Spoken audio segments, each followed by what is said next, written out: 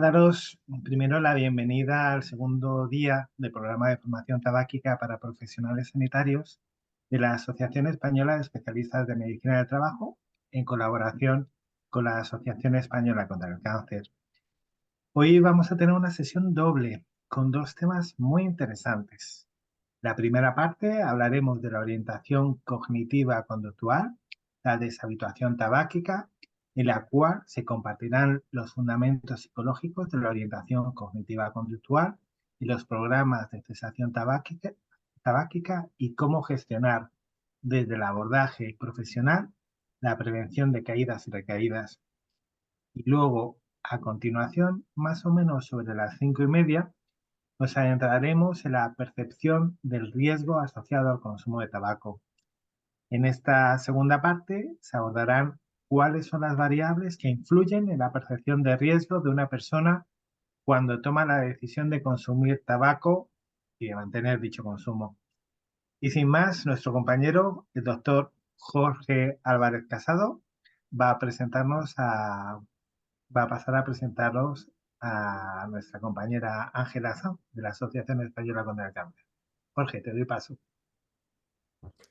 Muchas gracias, Miguel. ¿Qué tal? Buenas tardes a todos. Quería presentar a Ángela Sanz García.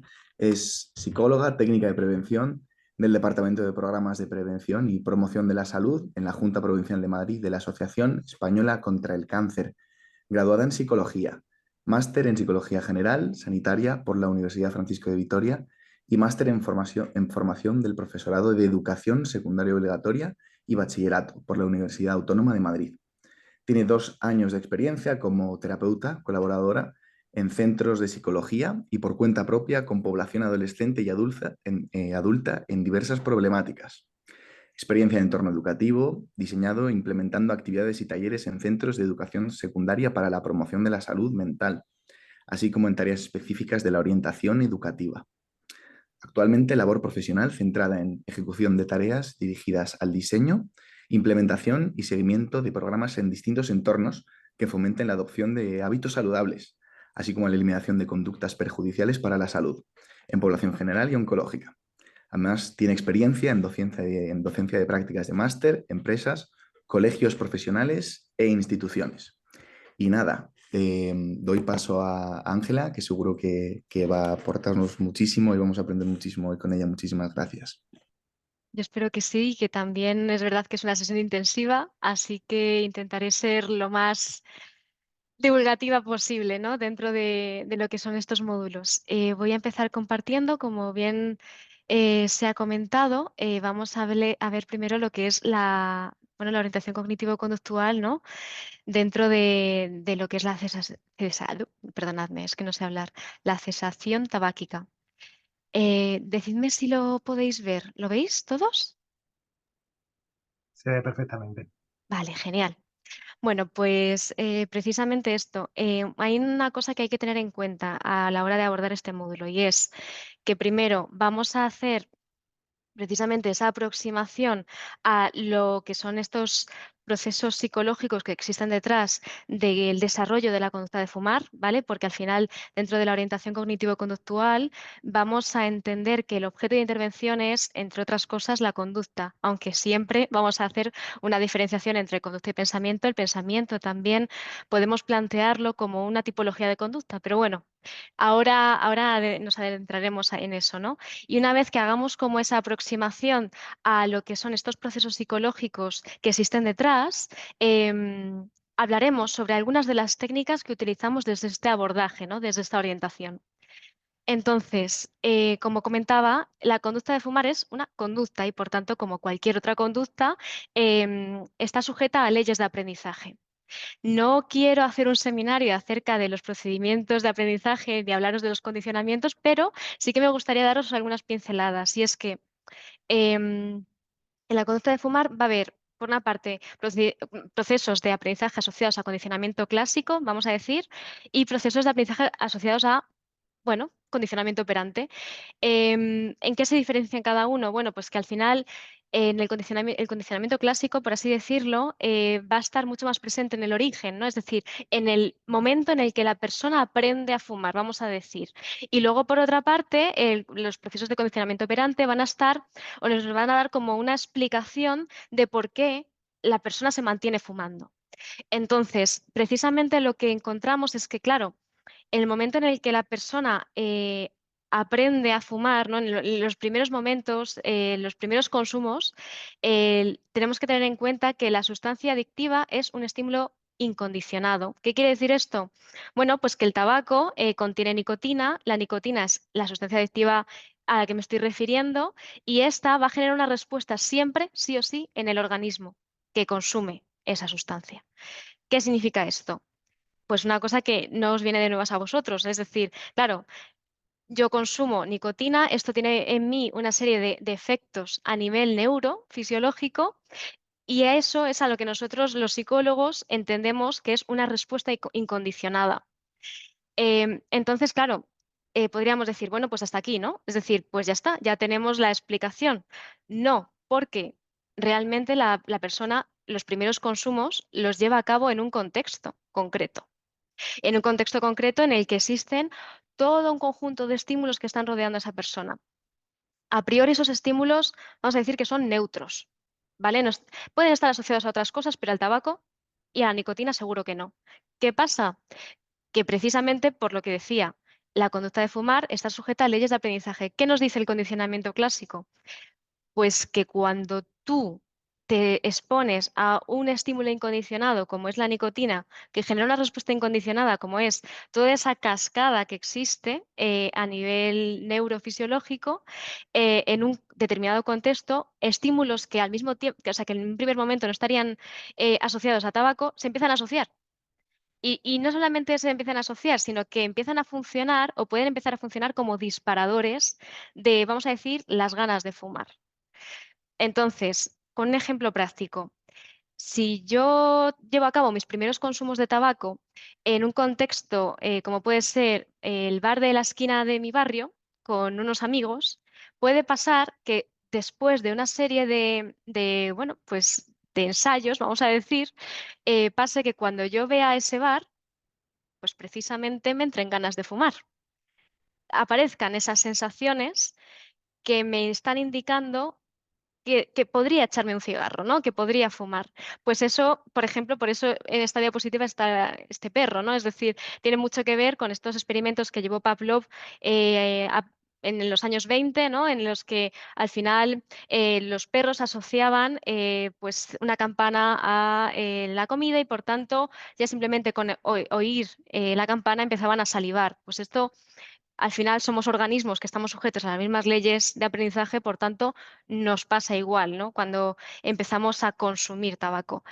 Em, Esto, claro, nos podemos decir, vale, ¿y cómo aprendemos o cómo sabemos cuáles son los momentos que se asocian a ganas de fumar? Bueno, pues ya veremos en uno de estos siguientes módulos que tendréis, que es la evaluación de lo que es la conducta de fumar en el proceso de deshabituación tabáquica, pues que tenemos nuestros registros, nuestras escalas, para que tanto el profesional como el paciente que viene a consulta pueda identificar cuáles son sus momentos de deseo, que esto va a ser una parte fundamental dentro de la intervención, es decir, que la persona se haga consciente de qué estímulos condicionados hay al tabaco, ¿no? Es decir, yo para empezar a hacer una cosa diferente, para romper la asociación, como veremos que es en lo que consiste esta intervención cognitivo-conductual, tendremos que ver a qué se asocia primero, ¿no? Porque si no, es difícil. Luego, aparte, en este momento de el origen, por así decirlo, de la conducta de fumar, ¿no? De por qué la gente empieza a fumar, vamos a hablar también de respuestas, vamos a decir, compensatorias. Vamos a identificar dos cosas. Por una parte, la tolerancia, es decir, la tolerancia es ese fenómeno en el que cuanto más me expongo a esa estimulación, menos intensa es la respuesta al mismo grado de estimulación. Es decir, claro, las dos primeras veces, tres primeras veces, 5, 10, a veces, depende, ¿no? Siempre va a haber variables individuales, diferencias individuales, que yo me expongo a una cierta estimulación, pues a lo mejor el nivel de respuesta es X. pero es que a lo mejor en el ensayo número 11, 12, 13, 14, la intensidad empieza a reducirse. Entonces cada vez necesito más para poder generar la misma respuesta. Pues eso es un fenómeno de tolerancia o de habituación. Em, Precisamente esto es una cosa pues, que muchas veces nos cuentan, ¿no? Precisamente cuando vienen por primera vez a consulta y nos comentan que quieren dejar de fumar. Cuando tú empiezas a explorar precisamente ese pasado, ¿no? Es decir, cómo se estableció esa conducta de fumar y cómo empezó ese proceso de ir aumentando el consumo cada vez más, de lo que nos está hablando el paciente en cuestión es de cómo se fue habituando, cómo su cuerpo empezó a tolerar cada vez más esa sustancia y por tanto necesitaba más cantidad para poder generar el mismo efecto. Esto está presente en tabaco, pero está presente en cualquier adicción a otro tipo de sustancias. Es uno de los pilares básicos que nos vamos a encontrar. No solamente la persona que empieza a volverse a generar esa adicción a la nicotina nos habla de su tolerancia, sino también nos habla de la generalización, que es una cosa que ya antes he empezado a anticipar. Es decir, claro, es que al principio era en el bar de mi esquina, cuando estoy con mis amigos un sábado, pero es que poco a poco se va generalizando a cada vez más contextos. Al principio pueden ser contextos sociales, pero a lo mejor llega un momento en el que me sorprendo a mí misma o a mí mismo fumando en un descanso. Dentro del trabajo, ¿no? O fumando durante el desayuno. Claro, precisamente, como se va generalizando, lo que pasa es que cuanto más lo generalizo, en el momento en el que yo no fumo, en el momento en el que yo no accedo a esa sustancia, con más intensidad voy a sentir el craving, ¿no? Es decir, toda esa sintomatología de abstinencia. ¿Qué va a pasar? Pues que al final, por tratar de evitar todo ese conjunto de sensaciones que tienen que ver con el craving, que al final son desagradables, voy a intentar no solamente eliminarlas, sino muchas veces anticiparme a todas estas sensaciones fumando antes, ¿no? Es decir, es la típica, ¿no? En la que el paciente nos dice, bueno, es que, claro, ahora no puedo, sé que no voy a poder fumar cuando esté en el tren, sé que no voy a poder fumar cuando esté en el autobús, entonces yo fumo, me echo un cigarro antes de subirme al autobús y ya sé que en el intercambiador hay un momento en el que estoy en el exterior y ahí me puedo echar otro, ¿no? Entonces, al final empiezo a organizar toda mi estructura, ¿no? Toda mi rutina en base a no necesariamente que vaya a sentir craving, sino anticipar que eso puede llegar a pasar y por tanto lo evito, ¿no? Ahora veremos, ¿no? Porque esto también tiene que ver mucho con el proceso de mantenimiento, ¿no? De por qué esa persona se mantiene precisamente en ese consumo,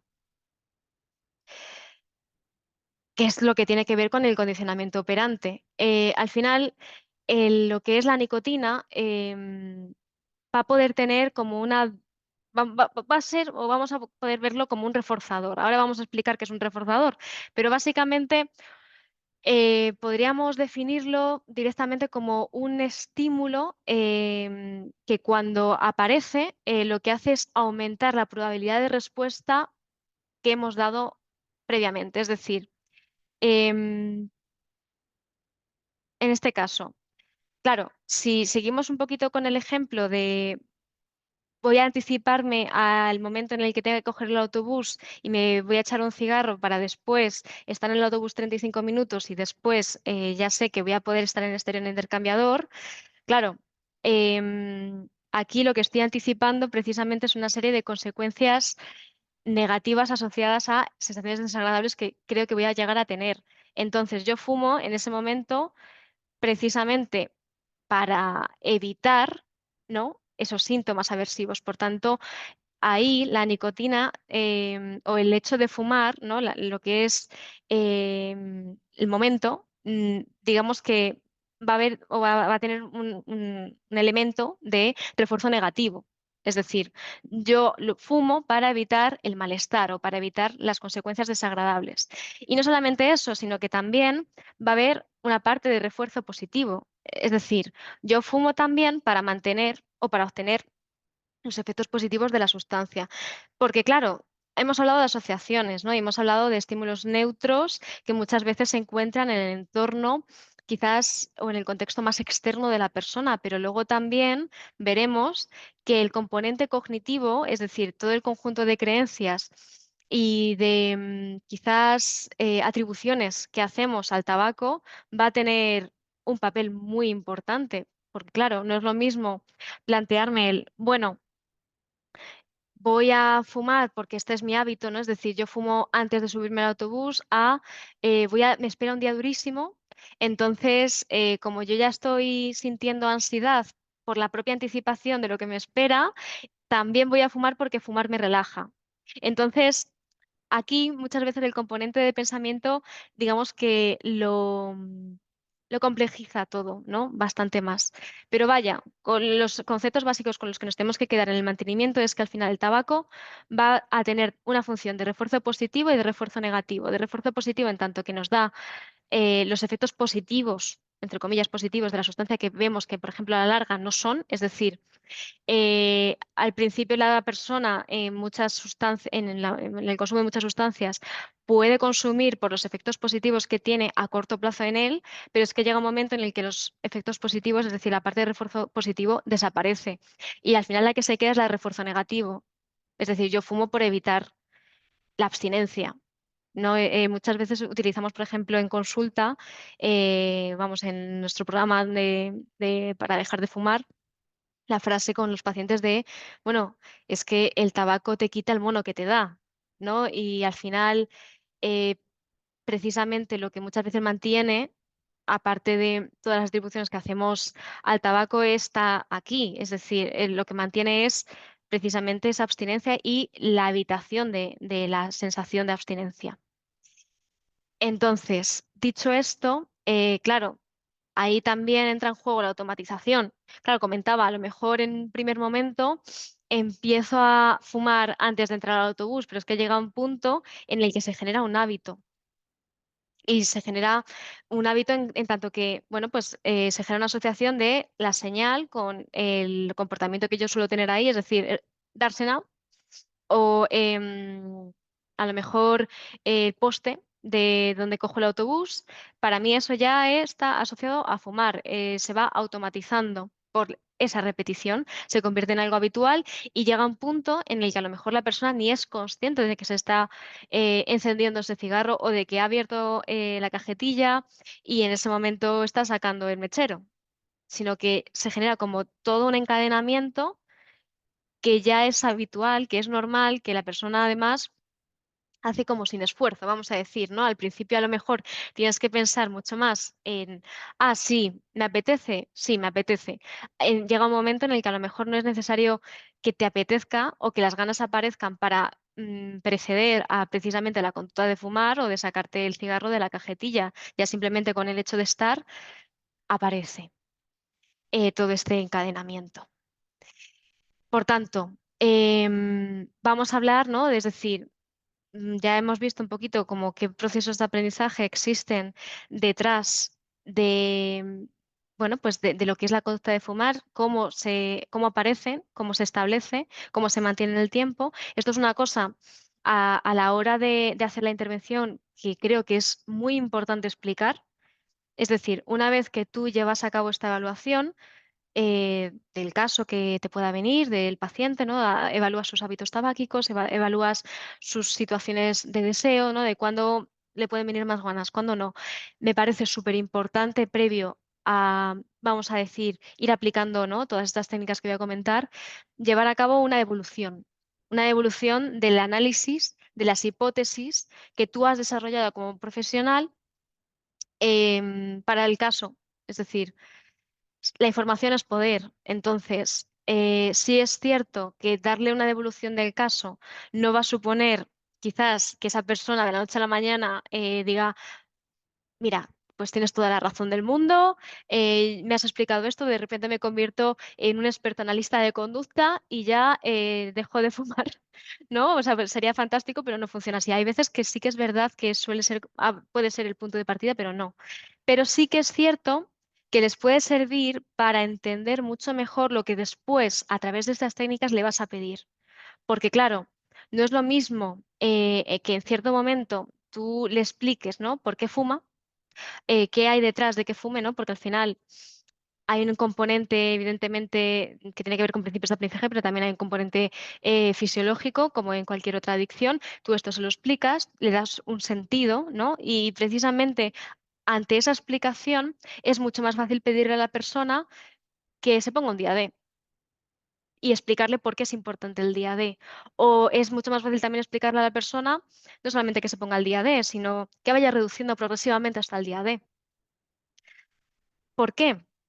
Bueno, pues porque hay como un cuerpo detrás de qué le ha llevado hasta ahí. Por tanto, ahora lo que toca, ¿no? Es plantearle una serie de objetivos de intervención, acordarlos con él y después ir planteándole pues, lo que os acabo de comentar, ¿no? Todas estas pautas que al final van a caer mucho mejor si la persona entiende por qué está donde está, ¿no? Entonces, siempre esto va a tener que estar como muy adecuado a quien tengamos delante. Va a haber personas que vayan a entender quizás estas explicaciones de una manera más técnica o que te lo pidan de una manera menos técnica.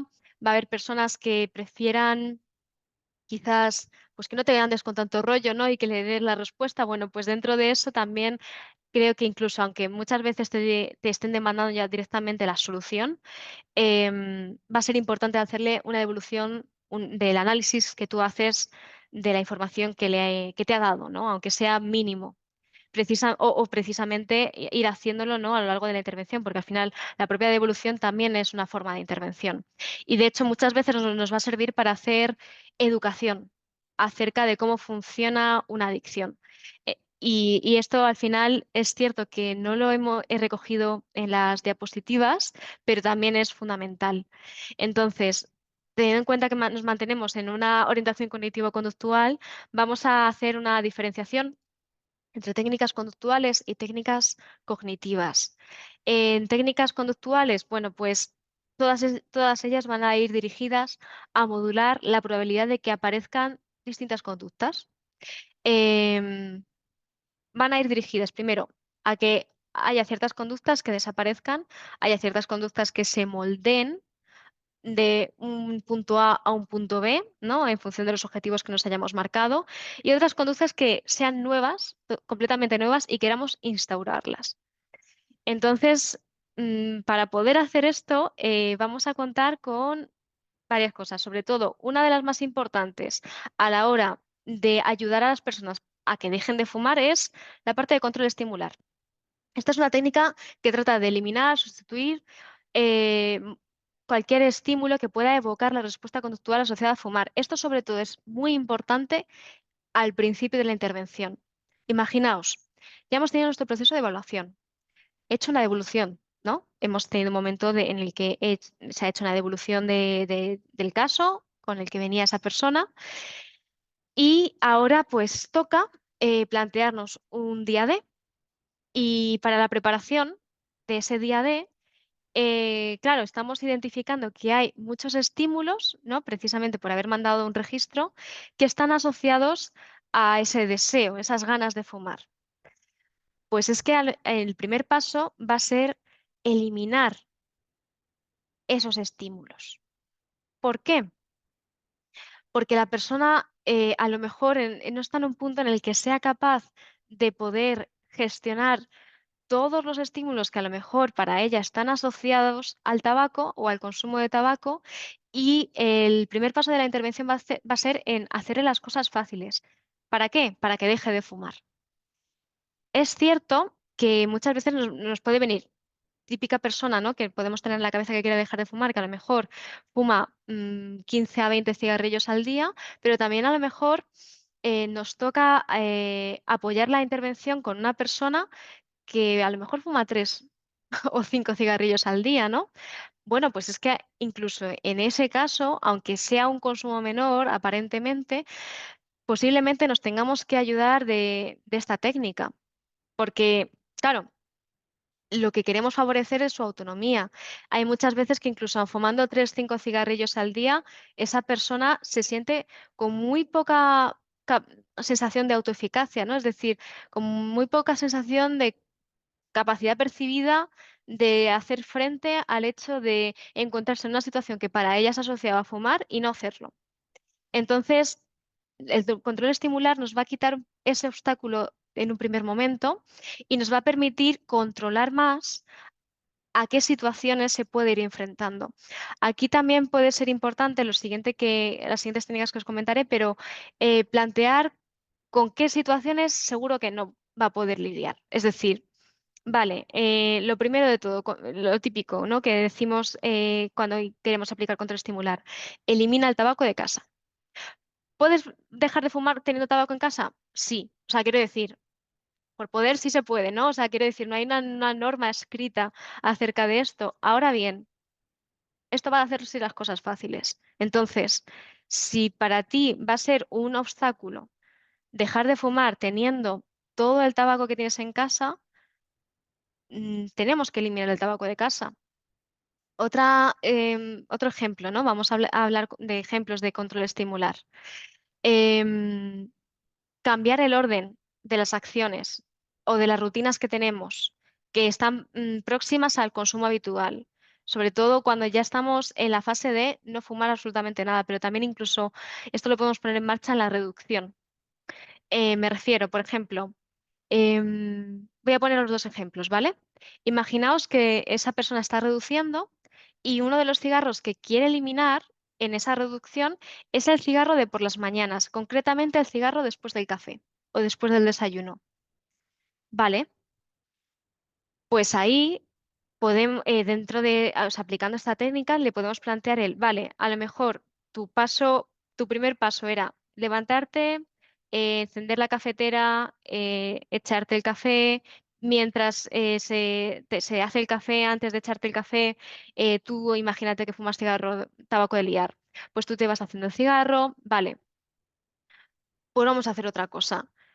Tú te levantas y a lo mejor pones en marcha todas las cosas que tú ponías en marcha, menos la de hacerte el cigarro, mientras hacía el café y dejas el café para el final, porque a lo mejor una vez que te tomabas el café era cuando tú fumabas, por tanto lo más probable es que te entren las ganas de fumar una vez te estés terminando el café. ¿Qué vamos a hacer? Vamos a intentar prepararlo todo para que cuando tú termines el café estés saliendo de casa o incluso concretamente te estés yendo al coche porque para ti el coche no es un lugar en el que se asocie fumar.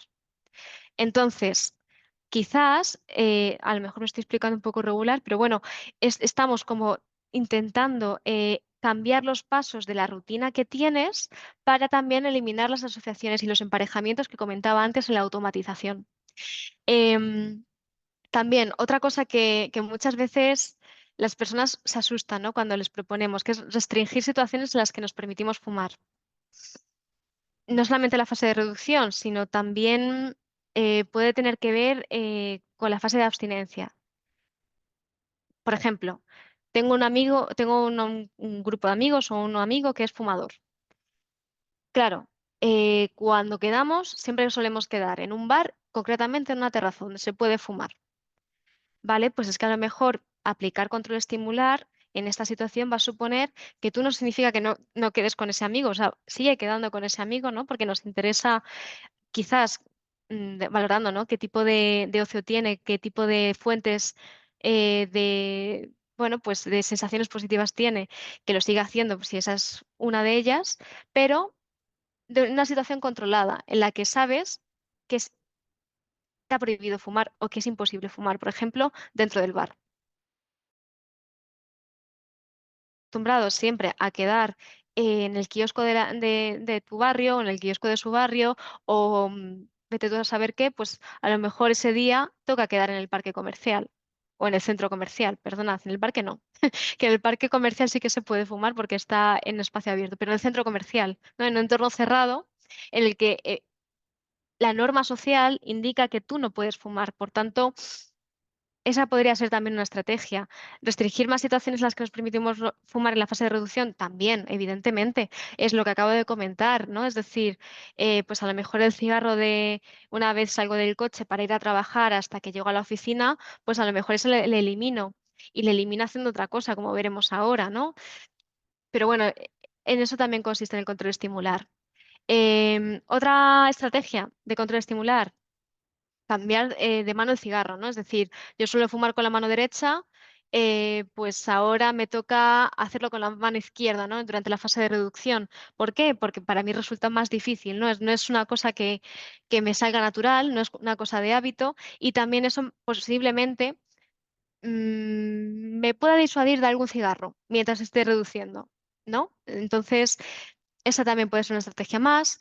Y también otra que tiene que ver con el control estimular es aumentar el intervalo entre un cigarro y otro. Claro, esto, ¿cómo sabemos el intervalo? Muchas veces, pues habiendo hecho ese registro previo en la fase de evaluación. La persona ya es más o menos consciente, muchas veces ya lo es, incluso antes de hacer el registro, de cada cuánto suele fumar. Entonces, pues a lo mejor, ¿qué os digo? En un ejemplo práctico, claro, si yo estoy trabajando en una oficina, en un entorno cerrado en el que no se puede fumar, pues el descanso o un mini descanso que me suelo hacer para coger y hacerme una infusión o ir a beber agua y ya aprovechaba para directamente salir a fumar, pues me lo voy a saltar, ¿no? Que tiene que ver con esa restricción de situaciones. Y no solamente eso, sino que me voy a volver a la mesa y voy a esperar. Venga, voy a intentar esperar 30 minutos más. Y cuando lleguen los 30 minutos más, si veo que puedo, voy a esperar otros 30 minutos más. Y a lo mejor lo que estoy haciendo poco a poco también es ir aumentando precisamente, ¿no? Ese intervalo entre cigarro y cigarro. Y al final del día, en vez de haberme fumado 20 cigarros, pues quizás me estoy fumando 15 o me estoy fumando 10. Entonces, eso también muchas veces, de cara a la intervención, cuando nosotros hacemos un seguimiento, sobre todo en la fase de reducción, de cuántos han reducido a lo largo de la semana, es muy importante reforzarlo. Es decir, oye, dentro de la reducción es que ya no son 20, es que son 15, ¿no? Son 5 cigarros que te has quitado y te has quitado gracias a haber puesto en marcha estas estrategias. Entonces, al final es muy importante que a pesar de que nosotros tengamos como un papel de asesor, ¿no? Es decir, te voy a explicar qué técnicas son las que funcionan y te voy a explicar cómo las puedes implementar, ¿no? Dentro de tu día a día. eh, También es importante tener la empatía, ¿no? Para ver que, bueno, pues que muchas veces el progreso que a nosotros nos plantearíamos como progreso real, a lo mejor para la otra persona no lo va a ser, ¿no? O no lo va a cumplir tal como nosotros pensaríamos que tiene que cumplirlo, ¿no? Entonces, creo, sobre todo en las primeras fases de intervención, que nos tenemos que quedar con cualquier avance que pueda llegar a tener la persona y reforzarlo, ¿no? Porque al final muchas veces hay personas que nos vienen en una fase cercana a la precontemplación, es decir, bueno, sí, tengo más o menos conciencia del problema, pero bueno, me han dicho que tengo que dejar de fumar, entonces por eso estoy aquí, ¿no? Entonces es tan importante que cualquier paso así, ¿no? Y en cualquier paso en el que se ve a sí misma cambiando, ¿no? Cambiando estos hábitos, estemos ahí para ponerlo en palabras, bueno, que quería comentarlo en esta diapositiva antes de que se me pasase. Otros ejemplos, bueno, uy, perdonad, consejos para esto. Bueno, pues por eso os comentaba, ¿no? Que esto es un poco como una recapitulación de todo lo que he dicho hasta ahora. Hay que dejar que el paciente decida qué cosas va a modificar, es decir, a qué cosas va a hacer restricción, porque por mucho que nosotros le digamos, es decir, por mucho que nosotros digamos, quítate el cigarro después de ducharte o quítate el cigarro de tal, es que si no existe un compromiso por su parte, ¿no? Es decir, sí, venga, pues entiendo que me tengo que quitar este cigarro, no lo va a hacer, porque además el momento en el que estamos con él es una media hora o es una hora dentro de todas las horas que hay en una semana y de todos los contextos en los que vive esa persona. Entonces, es muy importante dejarle siempre que decida, ¿no? Dentro de nuestro papel de asesor, le podemos sugerir, le podemos proponer, pero el que tiene la última palabra siempre va a ser él. También favorecer, ¿no? Que busque sus propias alternativas, es decir, de nuevo, asesores, podemos sugerirles cambios, ¿no? Dentro de la rutina, como comentaba, de la primera hora de la mañana, pero al final quien tiene que encontrar su forma de solucionar la situación, ¿no? De encontrar la alternativa que le permita eliminar ese cigarro, es esa persona. Hay que también promover pues, esa autoeficacia que comentaba antes, es decir, hay personas, sobre todo en la fase de reducción, que de verdad vienen al proceso de dejar de fumar con la idea de, es que yo lo voy a probar, pero no me veo capaz porque es la primera vez que lo hago o lo he intentado ya 4 veces y ha sido imposible, ¿no? Porque siempre he vuelto. Entonces, ahí va a ser muy importante de nuevo eso, ese refuerzo constante de todos los pasos que pueda dar, ¿no? Y de cómo se pueda implicar. O sea, de que si se implica un día más que otro, quedarnos con el día que se ha implicado más, ¿no? Y tirar desde ahí. Em, insistir en que al final estas restricciones que planteamos al principio son el primer paso de la intervención, es decir, no es que sea para siempre, es decir, mm, no sé, o sea, al final esto consiste en hacérselo fácil. Una vez que para esa persona vaya siendo menos difícil no fumar en ciertos contextos, podrá enfrentarse a ellos. Y al final recordar que el objetivo es eh, siempre dentro del contraestimular que pueda tener un tiempo entre que tiene el impulso y tiene las ganas y finalmente lo hace, ¿no? Es decir, al final lo que queremos siempre en una intervención cognitivo-conductual es eliminar la asociación que se ha generado entre la situación y las ganas de fumar. ¿Para qué? Para ir aislando las ganas de fumar. Al principio, sobre todo cuando son cosas muy, o sea, cuando son casos muy generalizados en los que se asocia fumar a muchas cosas, nos va a tocar como ir haciendo, como ir restringiendo poco a poco, pero realmente o sea, todo esto va encaminado a que esas ganas se vayan aislando y cada vez aparezcan menos y también con menos intensidad. Y cuantas menos intensidad, más agencia irá ganando esa persona, por tanto, más sensación de soy capaz, ¿no? Que eso es un poco también lo que queremos conseguir con la intervención. Otras técnicas conductuales de las que vamos a hacer uso. Perdonad que se me estaba secando la garganta.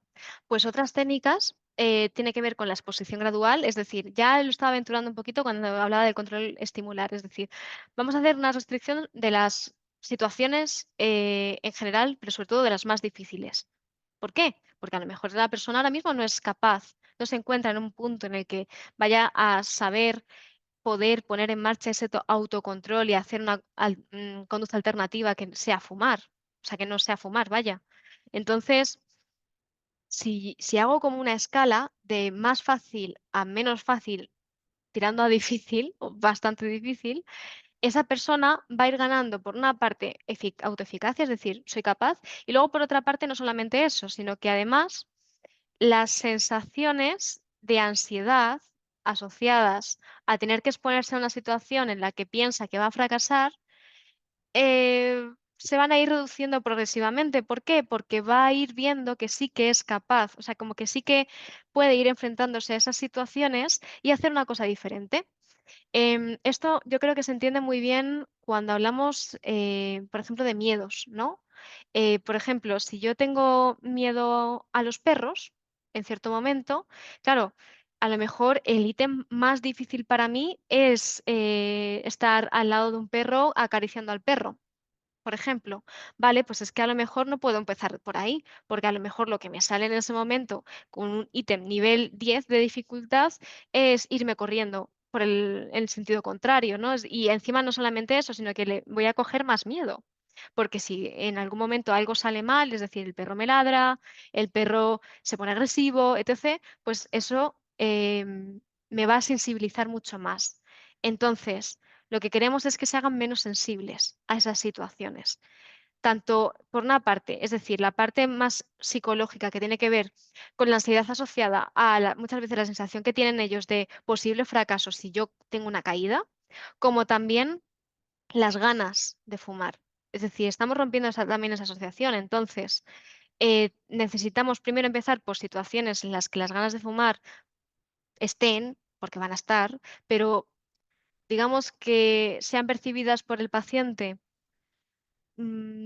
como situaciones más asequibles, más fáciles de gestionar por distintas situaciones, o sea, o por distintas condiciones que rodean a la situación, para luego pasar a otras. consejos que podemos dar aquí, ¿no? En cuanto a esa exposición gradual. Bueno, pues primero, como pasa con el control estimular, hay que delegar en el paciente para que sea él qué quiere afrontar y cuándo. Claro, de nuevo, siguiendo con el ejemplo del perro. Si yo tengo mucho, mucho miedo al perro y en cierto momento me dicen, pues mañana a las 9 de la mañana vamos a venir al parque tal, voy a llevarle sin bozal y vas a tener que acariciarle. Pues no estoy teniendo ninguna agencia. Y no solamente eso, sino que me va a servir para darle vueltas a lo largo de este día hasta mañana a las 9 de la mañana y posiblemente llegue con mucha más ansiedad y posiblemente no vaya a salir del todo bien. O sea, es lo más probable. O sea, a veces sí puede salir bien, pero no controlamos muchas de las cosas que tienen que ver con el paciente en ese sentido. También, muy importante, para poder exponerse haciendo una cosa diferente a lo que es fumar, tienen que entrenar estrategias previas. Es decir, esto es una cosa que, sobre todo de cara a la preparación para el día D, en la fase de reducción de los cigarros, entrenamos. Es decir, ¿qué puedes hacer tú cuando te encuentres en una situación tal?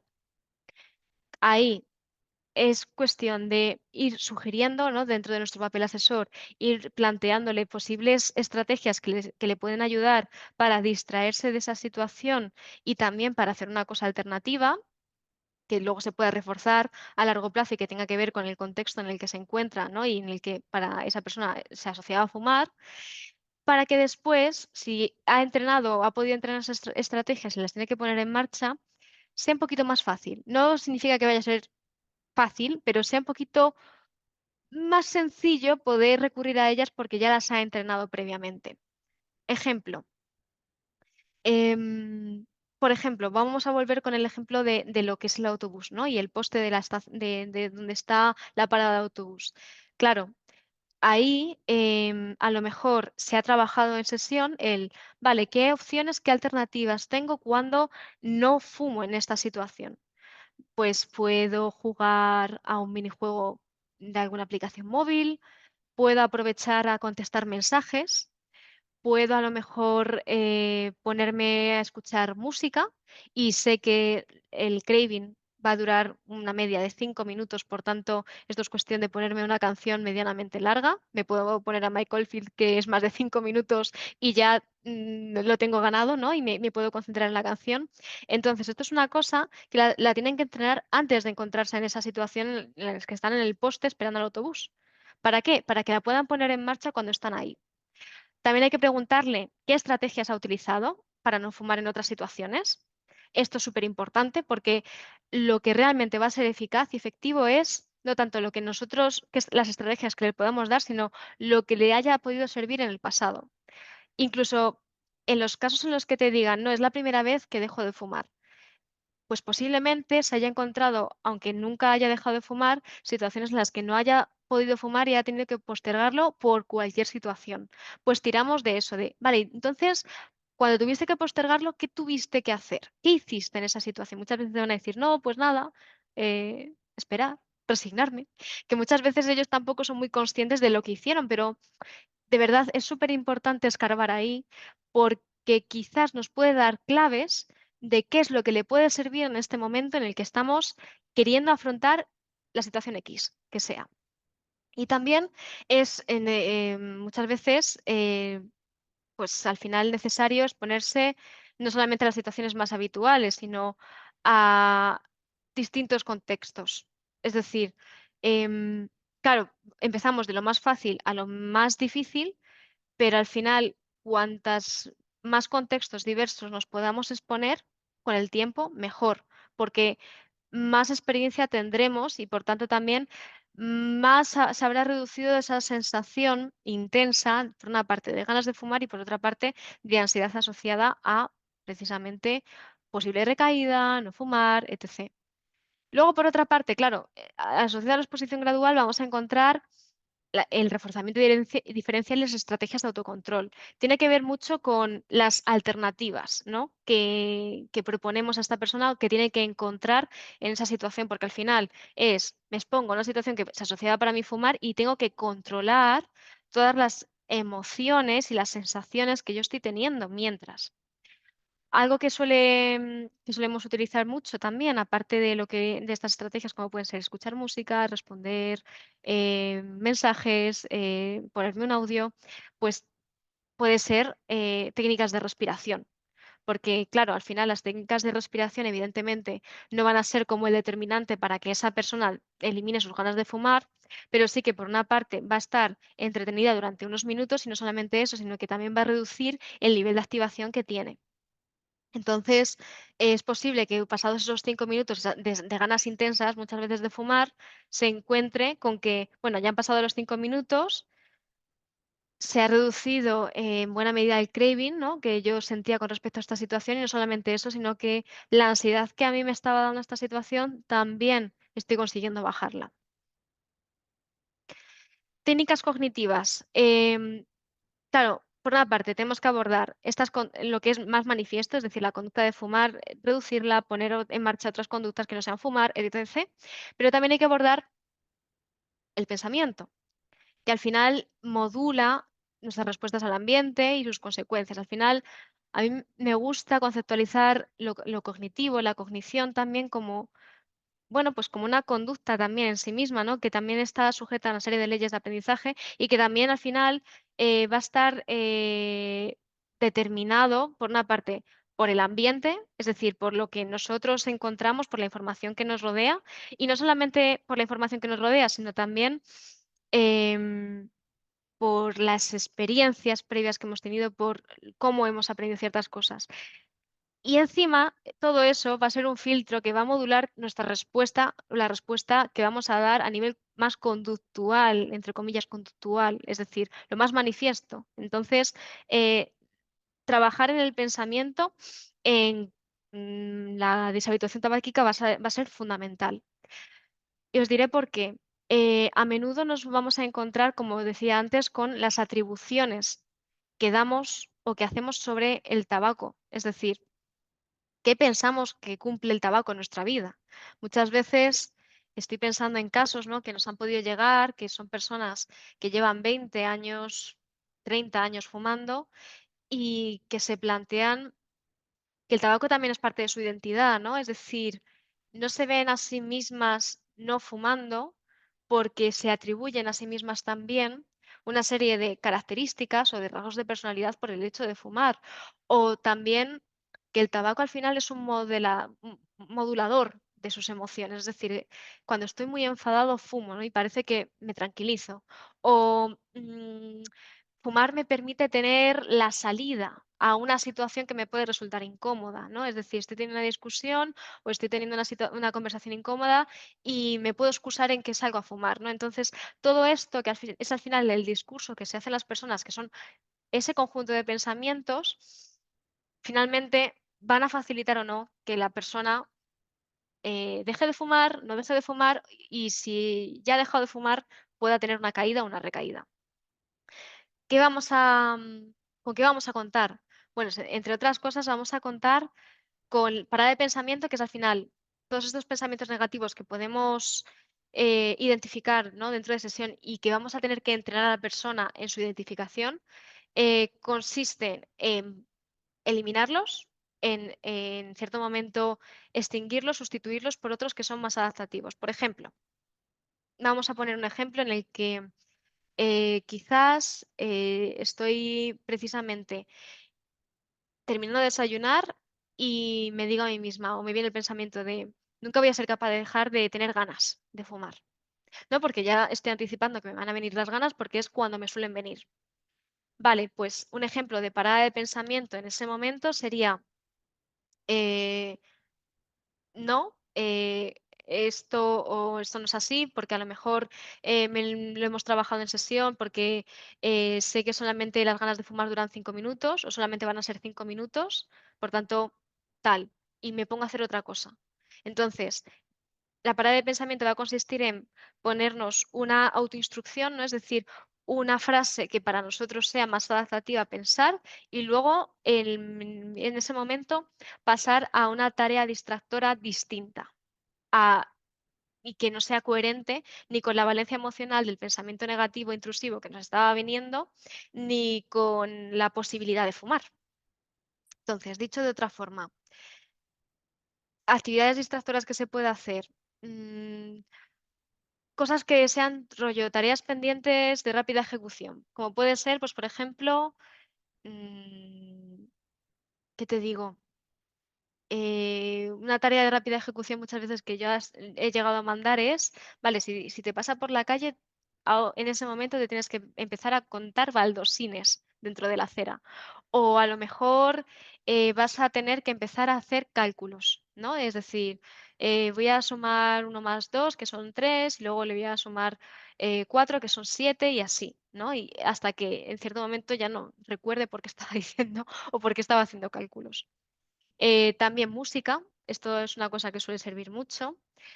Actividad física, bueno, pues esto también va a depender mucho de la situación, no siempre va a ser, pero otra tarea distractora que a veces puede resultar útil es, si estoy con otras personas, me pongo a hablar con esas personas de cualquier otra cosa o de cualquier otro tema. Entonces, aquí la cuestión es salir, ¿no?, de ese pensamiento. Entonces, claro, cuando ya estamos listos para realizar el cambio de pensamiento, podemos continuar con esa actividad que puede ser rutinaria o puede ser directamente agradable, y la idea es demorar la aparición del pensamiento negativo tanto como podamos. No significa, y esto es una cosa que es muy importante también plantear en la intervención, no significa que esto vaya a hacer que desaparezcan de la noche a la mañana, significa que lo que queremos es demorarlos, porque funciona parecido a la ruptura de la asociación de las ganas de fumar con las situaciones concretas. En el momento en el que yo, ante una aparición de un pensamiento intrusivo, le doy atención, es una invitación para que se quede. Y no solamente para que se quede, sino para darle razón. Entonces, lo que tengo que buscar son razones para que no se quede. Y precisamente lo que tengo que hacer es no invitarle, ¿no? Es decir, puedo plantearme que, vale, los pensamientos negativos, intrusivos con respecto a fumar van a seguir apareciendo, pero ¿qué puedo hacer yo mientras, no? Es decir, ¿de qué formas puedo dejar de darles atención? Porque es parecido, ¿no? Y se puede explicar incluso como cuando tienes un niño, ¿no?, que quiere a lo mejor unos cereales en un supermercado. Pues claro, cuanta menos atención, al principio evidentemente va a aumentar el tono, ¿no?, y va a intentar llamarte la atención, pero después va a ir reduciéndose. Pues así funcionan también. Dicho esto, otra técnica es la reestructuración cognitiva, que esta también es muy importante y que tiene que ver precisamente con todo ese conjunto, ¿no?, de ideas irracionales que solemos tener con respecto a qué papel cumple el tabaco en nuestra vida. Bueno, pues vamos a tener que llevar a cabo una modificación de la valoración que se hace sobre esos pensamientos relacionados con el tabaco y muchas veces confrontarlos. ¿Cómo lo hacemos? Pues a través del diálogo socrático, ¿no?, planteando distintas preguntas para tratar de ver que efectivamente esto es una creencia o es un pensamiento irracional, intrusivo, que no debe tener cabida, ¿no? Y así es como la persona también encuentra una justificación para hacerle frente y confrontárselo. Pero bueno, también practicando, ¿no?, otro tipo de pensamientos alternativos, que es la práctica de hábitos cognitivos nuevos, etc. ¿Consejos para esto? Bueno, em, el primer consejo de todos es, como comentaba antes, entrenar a la persona a reconocer esas ideas sesgadas o esas ideas irracionales con respecto al tabaco, ¿no?, que esto es algo habitual en adicciones. Para eso muchas veces puede ser conveniente plantearle como una breve descripción o definición de cada una de las posibles ideas irracionales que han planteado autores clásicos como Beck, y trabajarlo con esa persona en sesión, ¿no? Es decir, que esa persona vaya haciendo un registro a lo largo de la semana de qué pensamientos ha tenido y luego ayudarle a etiquetar esos pensamientos. ¿Con cuáles nos vamos a centrar? Con estos. De tal manera que, por ejemplo, fumar me tranquilizaba cuando estaba nerviosa sería un ejemplo de correlación ilusoria. Pues no, lo que pasa es que tú has generado una correlación donde no hay, ¿no? Es decir, fumar, y esto también se hace mucho con educación, activa, no es un estimulante, por tanto nunca te va a relajar, nunca te va a tranquilizar. Lo que pasa es que te reducía o facilitaba la reducción de esa sintomatología de abstinencia y a lo mejor coincidía con que estabas hablando con una amiga o con un amigo que te estaba ayudando a descargar emocionalmente sobre una situación que te estaba poniendo nerviosa.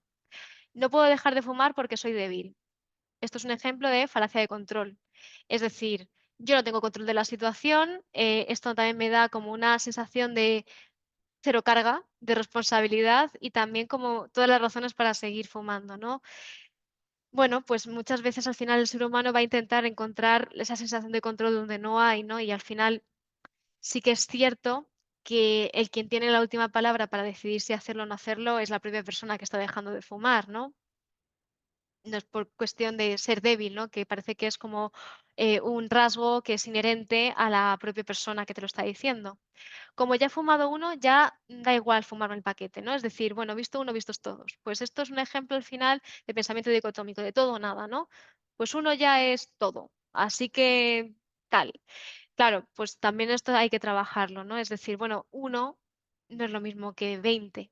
Entonces, no es lo mismo una caída puntual con un cigarro que una caída que vamos a poder considerar hasta cierto punto, en muchos casos recaída, con 20.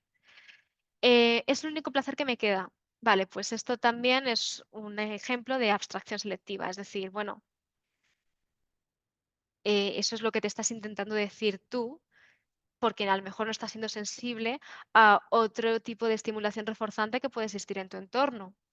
Entonces, a lo mejor toca, ¿no? No solamente hacerle consciente de que esto no es, primero, un placer necesariamente, sino que también le toca hacer sensible de otras formas de conseguir placer dentro de su contexto. Otros ejemplos. Dejando de fumar, creo que he perdido un amigo. Bueno, pues esto es una cosa que muchas veces nos dicen y es un ejemplo de pensamiento catastrofista, ¿no? O sea, es como que yo pienso que va a ser lo peor, ¿no? Si dejo de fumar, que voy a sentir muy mal y esto es lo que evita precisamente también que yo me tenga que exponer a esa situación. Tengo que dejar de fumar.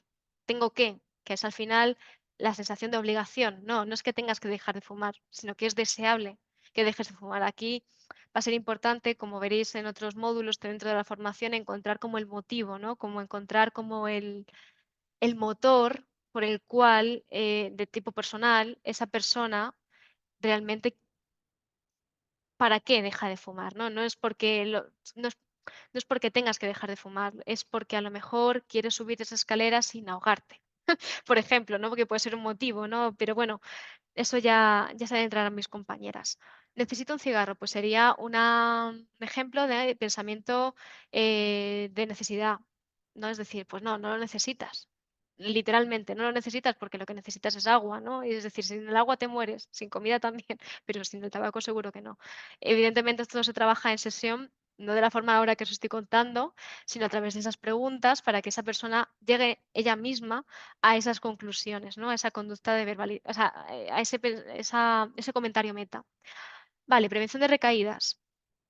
Sabemos que la recaída se produce cuando la persona fumadora se expone a una situación de riesgo y no es capaz de poner en marcha las estrategias de afrontamiento que ha empezado a entrenar con nosotros para mantener la abstinencia. Entonces ahí es cuando se produce esa recaída que comentamos.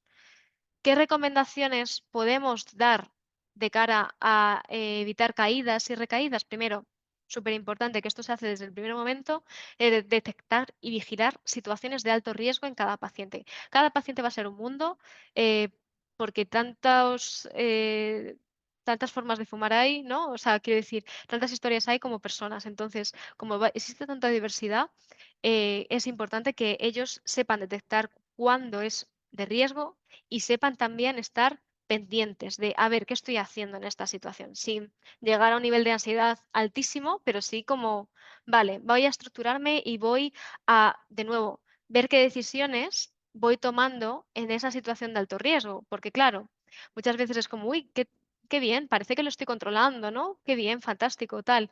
Vale, pero es que al final muchas veces cuando se expone a una situación de alto riesgo, se produce una recaída o se produce una caída puntual, es porque ha habido un conjunto de decisiones que la han llevado hasta ahí. Entonces, muchas veces de cara a, bueno, ya no evitarla, sino ver qué ha pasado, ¿no? Cuando se produce, es importante reflexionar con la persona de qué ha hecho antes de fumar ese cigarro. O sea, qué pasos ha dado, porque claro, no es que de repente estabas en esa fiesta, cerraste los ojos, los abriste y tenías un cigarro en la boca, ¿no? O sea, no. O sea, es cuestión también de ser consciente de qué decisiones has tomado activamente y hacerte responsable de eso. Y eso también tiene que ver con el manejo del efecto de violación de la abstinencia. Claro, una vez que tú caes o tienes una recaída, es posible que te tengas que exponer a una sensación de fracaso que evidentemente no es agradable, ¿no? Entonces, ahí muchas veces las personas, para evitar y escapar de esa sensación desagradable de fracaso, de, fíjate, no he sido, entre comillas, capaz de no fumar en esta situación, pues voy a plantearme que es que soy débil, que es que no tengo fuerza de voluntad suficiente. O sea, al final tiro de, a lo mejor, explicaciones que restan responsabilidad, ¿no? Y que tienen que ver con factores que parecen endógenos a mí, ¿no? Es decir, no, como soy una persona neurótica o como soy una persona débil o como soy X, fumo.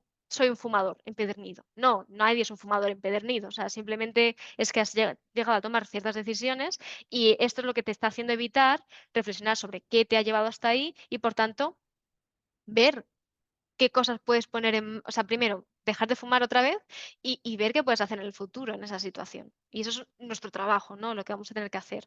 Ayudar a distinguirles también entre caída y recaída, porque hay los dos equipos. Hay gente que se plantea que, bueno, la caída puntual, pues ha sido a lo mejor fumarme a lo mejor 20 a lo largo de la semana y eso te dicen que es una caída puntual. No, eso es una recaída, ¿no? Entonces tú también tienes que ayudarles a poner en palabras eso, ¿no? O hay veces que sobreestiman la caída puntual y dicen, bueno, es que claro, me fumé uno el sábado y ¿pero has vuelto a fumar desde entonces? No, no he vuelto a fumar, pero claro, ya he recaído, no, has tenido una caída puntual, ¿no? O sea, como que hay que ponerlo en palabras. También, para evitar estas caídas y recaídas, reestructurar esas creencias erróneas desde la responsabilidad que tú tienes en esa situación. ¿Para qué? Pues sobre todo para llevar a una culpa que movilice, no que les deje, ¿no? En el mismo sitio, precisamente sintiéndose solo mal, ¿no? No llevando a cabo una reflexión que les lleve a un plan de acción futuro, sino que se quedan ahí como me siento mal, soy un fumador y listo, ¿no? Y ya me quedo ahí. No, claro, pues es que tenemos que reestructurar precisamente lo que os comentaba, ¿no? De no es que necesitaba un cigarro, es que soy una persona muy débil y por eso he caído. No, esa, no es- esa explicación para esta situación no nos vale, necesitamos otra. Y elaborar, como comentaba, ¿no? Y en todos estos puntos, un plan de vuelta a la abstinencia con técnicas que sean cognitivas también. O sea, quiero decir, muchas veces lo conductual lo racionalizan y entienden perfectamente lo que tienen que hacer, pero muchas veces lo que falla, ¿no? Y precisamente por lo que se produce una caída es precisamente por todo el discurso que tienen montado en su cabeza y que va a ser lo más difícil de intervenir. Dicho esto, hasta aquí estaría este módulo. Y sé que me he pasado 2 minutillos, pero no sé si hay alguna duda.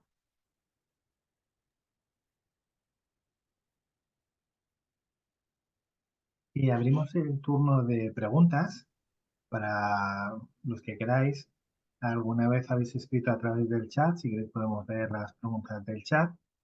Y si no tenéis ninguna pregunta,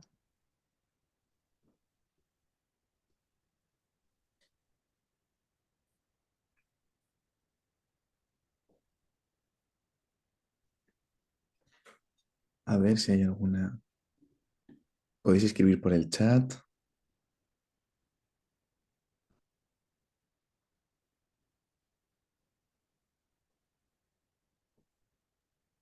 Muchas gracias, Blanca. nos están felicitando más que otra cosa. A mí me ha gustado mucho lo que comentabas, Ángela, de cambiarse el cigarrillo de mano. Me ha Mm, gustado mucho como técnica para ir preparándote para dejar de fumar. Yo tengo una pregunta, que más que una pregunta es algo que me pasaba a mí a veces en el trabajo.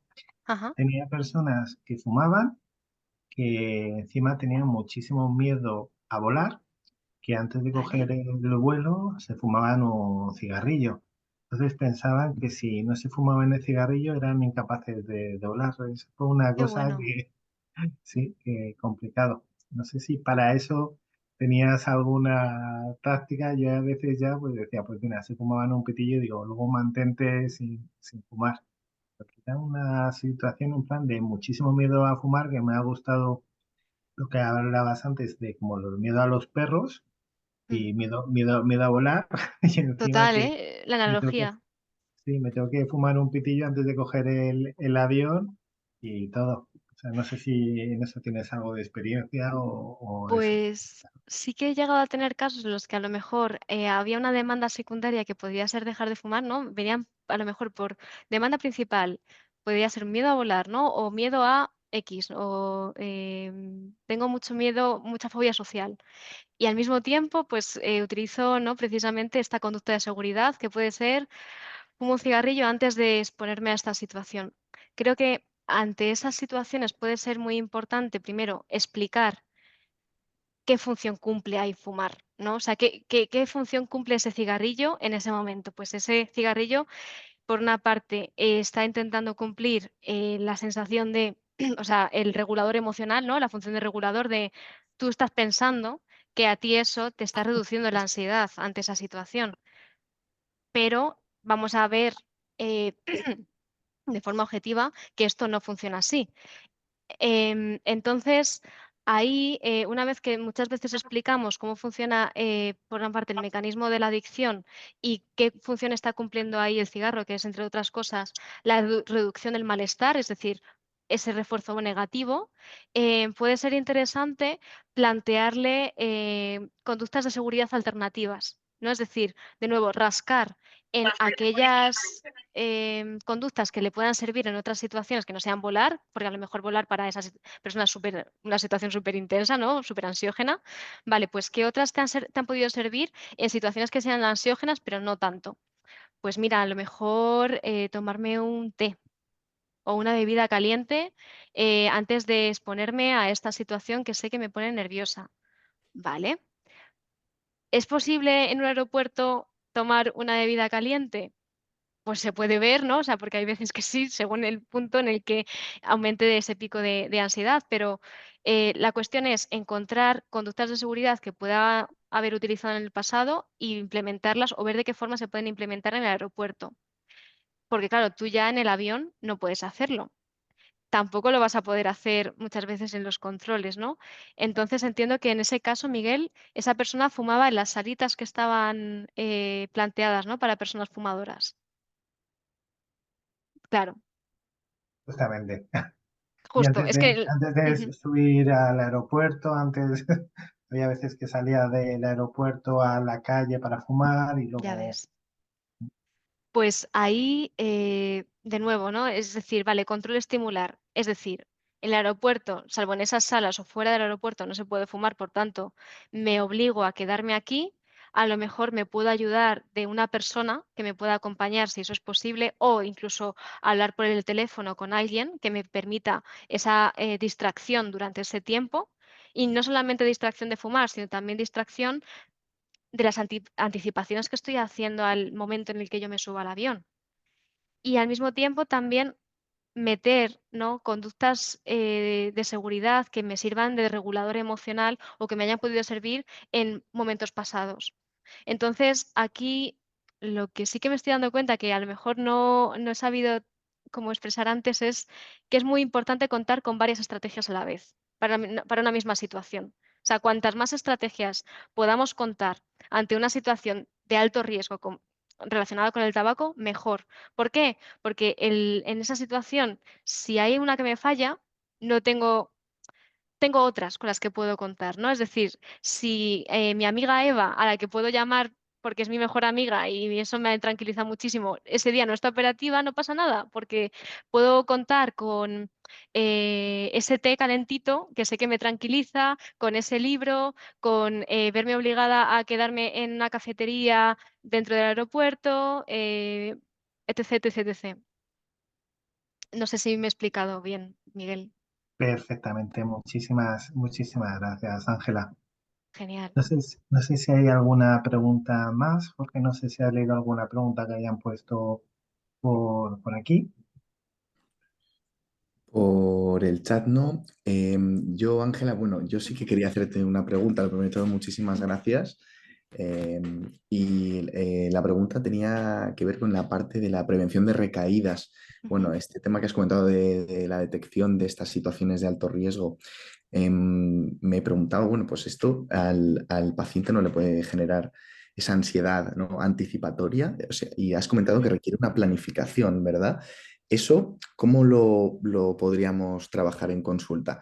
Hacer un diario con posibles situaciones en las que se vaya a ver expuesto, tenerlo un poco como un organigrama, ¿no? Sí, sí, sí, justo. Yo trabajo mucho muchas veces haciendo una tablita. En la Ah, propia sesión hacemos como primero trae el registro a lo mejor de la semana y ellos han tenido que registrar situaciones en las que hayan tenido muchas ganas de dejar de fumar y otras que hayan tenido pocas ganas, ¿no? Ellos lo puntúan de 0 a 10 y entonces, como lo han puntuado de 0 a 10, ya tenemos una organización de cómo son situaciones de más fácil a más difícil. Y ya con eso es como, vale, vamos a poner en palabras cuáles son las situaciones de alto riesgo para ti. Porque las situaciones de alto riesgo serían a partir de 7 para ti, sí o no. O sea, como ver dónde está para esa persona el punto de inflexión en este momento, ¿no? Es decir, jolín, pues para mí a lo mejor de alto riesgo sí que es quedar con fulanito y menganita porque sé que con ellos me resulta muy difícil decir que no cuando me proponen fumar. Vale, pues ahora mismo aplicamos control estímulo sobre todo al principio, es decir, no nos vamos a exponer a esta situación, pero sí, de cara a la prevención de recaídas y caídas cuando ya estás en abstinencia, vamos a poder plantear a lo mejor a medio o largo plazo una quedada con ellos en un contexto pasado, vamos a decir, ¿cómo solías quedar tú? Pues en la terraza del bar, dando una vuelta, tal, vale, pero ¿qué vamos a hacer? Primero, vamos a avisarles, ¿no? O sea, le vamos a poner en conocimiento que tú ya no fumas, eso es lo primero, porque os sorprenderíais la cantidad de gente que no avisa. O sea, que les dices, bueno, preparación para el día de, por favor, avisa de que ya has dejado de fumar. No, es que me da vergüenza. Bueno, pues esto también se trabaja mucho, ¿no? Entonces, que avisen, que también les ponga en común a esas personas con las que va a quedar qué cosas está haciendo para no fumar. Es decir, chicos, ahora mismo cuando hay un momento en el que tengo muchas ganas de fumar, intento hacer esto cuando estoy con gente. ¿Me podéis ayudar? Sí, vale, venga, tal.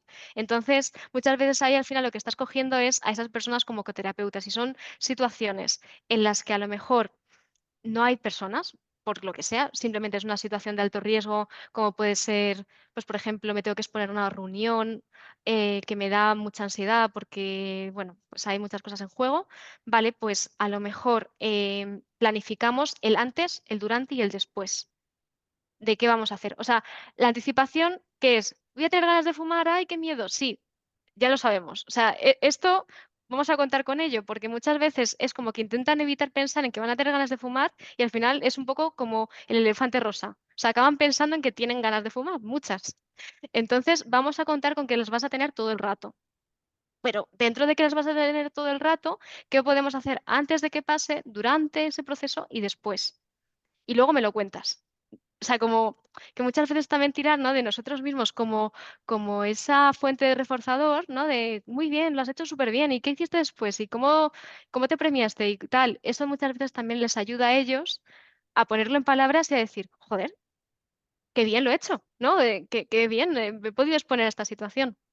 Entonces, sí, sí, sí, en ese sentido es cierto que hay que trabajar y hay que hilar muy fino con que la persona pueda anticipar demasiado, ¿no? Ante personas que a lo mejor tienden a la anticipación a tope, hay que tener cuidado con eso, pero sí que es cierto que es importante plantearles o sea, marcarles como un plan, por lo menos general, de qué estrategias poner en marcha, porque si no se ven en la situación y por el nivel de intensidad emocional con el que viven la situación, hay veces que se les olvida todo. O sea, todo lo que has podido entrenar, trabajar con ellos, se les va. Súper, súper interesante como lo planteas, Ángela. Muchísimas gracias.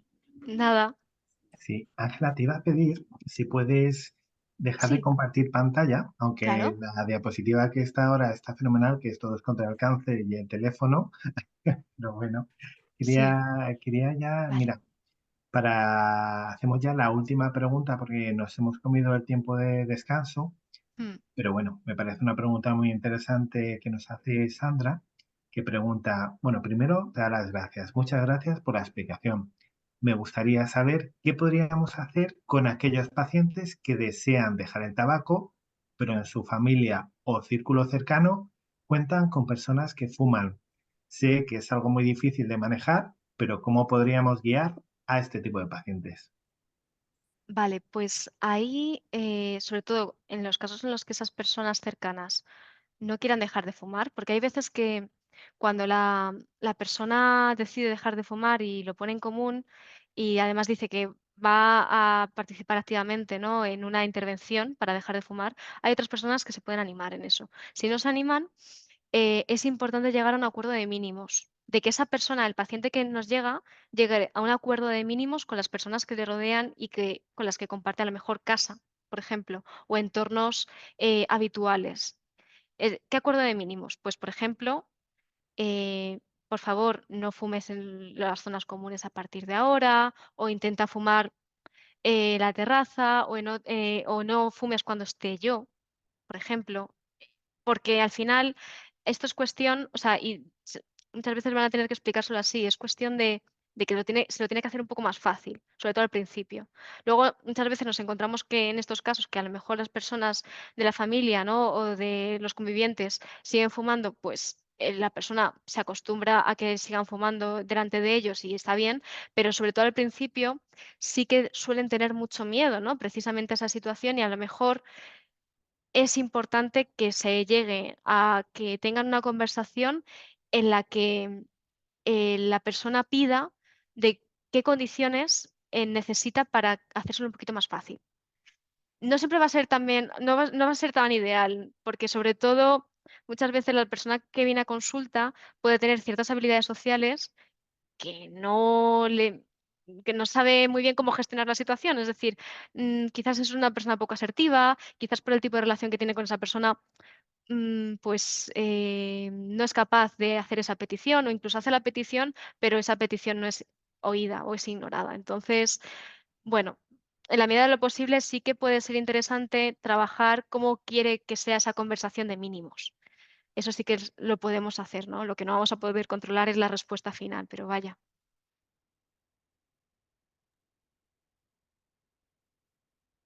Pues creo que ya no hay más preguntas, Ángela.